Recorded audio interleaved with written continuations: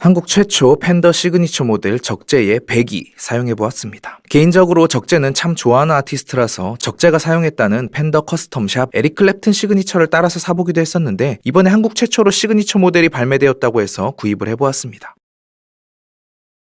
그러다 보니 이 에릭 클랩튼 시그니처랑 비교를 좀 하게 될 것 같은데요. 커스텀샵 모델과 일반 1펜이랑 비교를 한다는 것 자체가 의미는 없지만 적재 시그니처 모델을 사느니 블랙키 중고를 사겠다 이런 분들도 많길래 둘 다 써본 사람으로서 그냥 개인적인 느낌이 어떻게 다르다 이 정도만 이야기해보려고 합니다. 일단 적재 시그니처의 모델명은 100의 영어로는 백이라고 합니다. 적재님 라이브를 보니까 흰 옷을 좋아해서 백이라고 하셨다는데 저는 백이 하면 마네스킨의 백인 노래가 자꾸 떠오르네요. 메이드 인 재팬, 팬더 재팬 모델입니다. 가격이 248만원인데요. 재팬 모델이 248만원인데 USA로 갔다면 가격이 2배로 뛰었겠죠? 이 모델이 가격에 대해서 말이 많은데요. 가격에 대한 부분은 일단 나중에 이야기하도록 할게요. 가장 큰 특징, 에릭 클랩튼 시그니처와 같이 빈티지 노이즈리스 픽업을 장착했습니다. 요즘 울트라2에 들어가는 거랑은 다른 걸로 알고 있습니다. 거기다 역시 미드 부스트와 TBX 톤 컨트롤이 달려있고요. 57을 기반으로 한 에릭 클랩튼 모델과 동일하게 V넥 쉐입 22플랫까지 똑같네요. 다른 점이 있다면 배기는 미디움 전보 플랫입니다. 에릭 클랩튼은 빈티지 모델이라 플랫이 아주 낮은 반면에 미디움 전보는 꽤 크고 높이 올라와 있어요. 이건 호불호가 있는 부분일 것 같습니다. 넥도 로즈우드와 메이플의 차이가 있네요. 그리고 큰 차이는 같은 미드 부스트, TBX 조합이지만 노브 구성이 완전히 다릅니다. 에릭 클랩튼 시그니처는 하나는 볼륨, 하나는 미드 부스트, 하나는 TBX 이렇게 구성이 되어 있는데요. 배기는 노브를 하나 빼버렸습니다. 적재님이 자신은 피킹 자세가 손을 대고 하는 스타일이라 볼륨 노브가 거추장스러워서 뺐다고 하더라고요. 그래서 볼륨이 하나 있고 여기 푸시 노브를 해서 미드 부스트를 사용합니다. 미드 부스트는 말 그대로 소리를 부스팅하는 역할입니다. 그러니까 여기 노브에 부스팅 페달이 하나 달려있다고 보시면 되죠. 에릭 클랩튼 모델은 미드 부스트를 0에서 10까지 조절할 수 있지만 적재님은 자신은 미드 부스트가 있어도 끝까지 올려서 사용하지 않고 5dB 정도만 부스팅 되는 것을 선호한다라고 하던데 이 배기는 딱 그렇게 미드 부스트 버튼을 누르면 5dB만 부스팅 되게 세팅이 되어 있습니다. 그리고 부스팅을 하면 톤이 조금 먹먹하게 느껴져서 아래 TBX 컨트롤로 하이와 로우 영역대를 살려준다라고 하더라고요. 에릭 클랩튼 시그니처는 일반 기타처럼 노브 3개 10까지 다 올리고 치면 소리가 난리가 납니다. 이렇게 놓고 그냥 한번 쳐보고 별로라는 분도 종종 봤는데요. 블랙키가 컨트롤하기 쉬운 기타는 아닙니다. 마찬가지로 적재 시그니처도 일반 기타처럼 10까지 다 올리고 치는 기타는 아니지만 노브를 2개로 줄이고 푸시로 노브를 바꾸는 등 이런 세팅 때문에 조금 더 사용하기 편하게 다루는 난이도가 쉬워졌다. 저는 이렇게 느껴졌습니다. 빈티지 브릿지의 빈티지 헤드머신이고요. 넥 뒤에는 적재 사인이 적혀있네요. 여기 아래 배터리 케이스. 물론 배터리 교체는 정말 잊을만 하면 한 번씩 교체하니까 자주 하는 일은 아니지만 에릭 클랩튼 시그니처는 배터리 교체하려면 뒷판을 따야 되는데 요건 참 편한 것 같아요. 그럼 이제 간단한 사운드를 들어보겠습니다.